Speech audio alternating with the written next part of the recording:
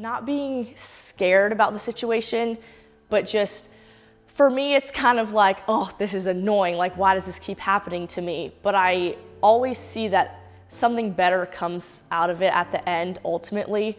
Our coaches scramble and try to figure out, okay, what do we need to do now to get her back to where she needs to be? And every year she gets faster, and she gets faster when everything that she's been through screams that she shouldn't be. 5, a number that does not show up in the record books, but just might be the most compelling part of her story. Hi, my name is Christina Lappin.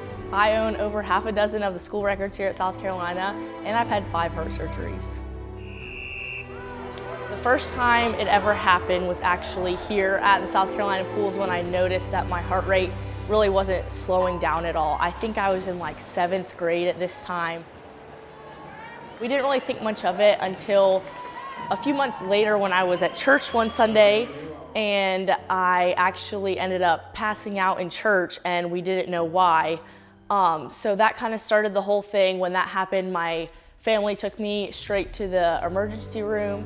After running multiple tests, they found out she had WPW, which stands for Wolff-Parkinson-White syndrome. Which means that instead of 1 electrical wire in her heart, she was born with 2. I ended up getting a doctor at Duke, and we had my first surgery done there, and they found out that things were a lot more complicated than they originally thought. I believe I was under for almost 12 hours the first time, and that's when they figured out that I also had a bicuspid aortic valve. That means instead of having 3 leaflets, she was born with 2. And then I also have a leak in my heart, and it's also like quite enlarged. Fast forward to my freshman year here at USC. And that's when I met her during her freshman year at South Carolina, because we do a lot of the kind of screening for athletes.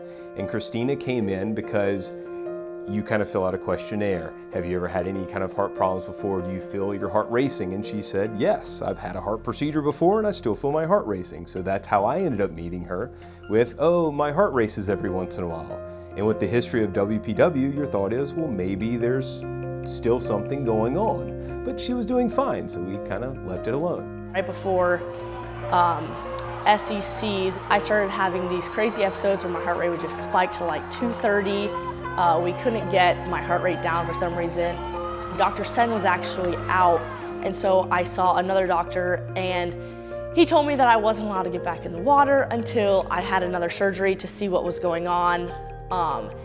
And that to me was like a big shock, big surprise. So I was like, well, I have SECs in a few weeks, like that can wait. Christina had another procedure to see what was wrong, and they found out she had another extra electrical pathway. And this is something called a Maheim pathway. So she did not have any further evidence of what WPW, or this 1 extra wire that we thought that she had. She actually had evidence of another extra electrical wire in her heart that goes from the top chamber down to the bottom chamber. And this is a very unusual wire. WPW is seen in roughly 1 in 10,000 people in the United States.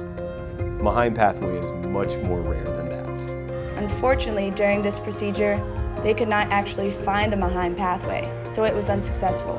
And there were some complications, but Christina would make a quick recovery.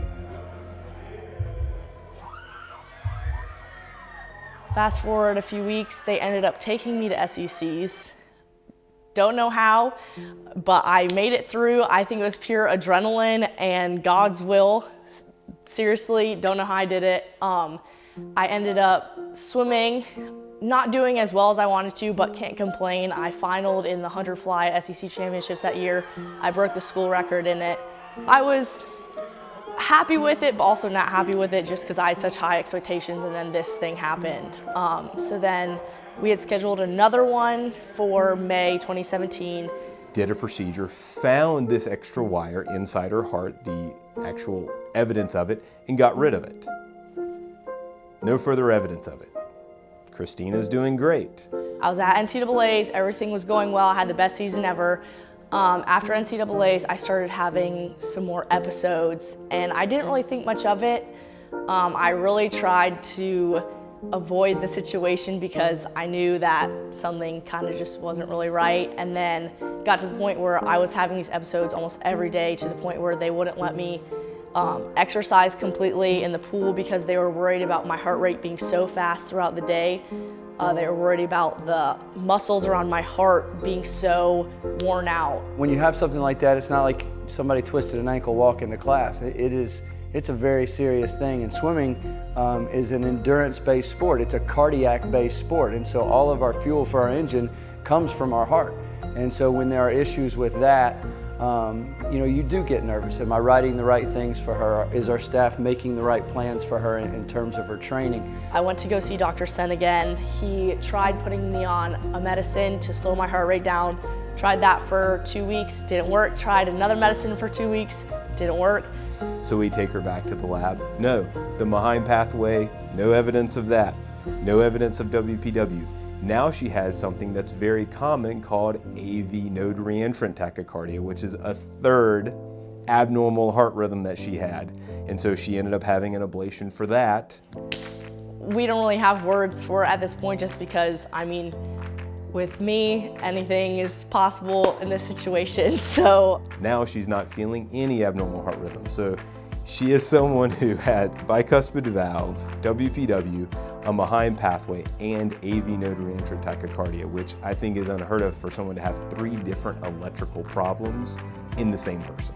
It was rough. I really don't like the recovery process. It could be worse, but got back in shape this summer, took a few weeks out of the water, and then ended up swimming at nationals this past July. So most people are bouncing back, meaning they're back playing 9 holes of golf or 18 holes of golf 5 days later, not competing in the SECs and breaking records. So she's a unique person, to say the least. Last year the goal was to make it to NCAAs, and she did that. And this year the goal is to score at NCAAs, and every year she keeps getting faster. And so she's never going to say that she's legendary.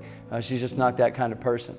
But what I'll say, I'll just put it this way: you don't see a lot of Christina Lappins come along and be able to overcome the things that she's overcome and perform at the level that she performs day in and day out. For me, I kind of look at it, and throughout these 4 years, throughout my whole my whole swimming career, it's always been at a time where I always can get back into it after, and I really take a step back and just be like, wow, like God really does have a plan for me, and it is worked out for me the best to its ability. So for me, it's really like, I know God's got my back, and after everything, like, it always works out. We're unbelievably proud of everything that she's done to this point, but I know her best days are still ahead of her.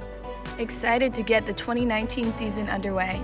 Lappin only has eyes for a healthy, competitive, and successful year ahead. However, At some point, not today, not tomorrow, but at some point in her life, she will likely have to then actually have open heart surgery to fix the valve. For me, it's obviously a much serious surgery, having open heart surgery in the future.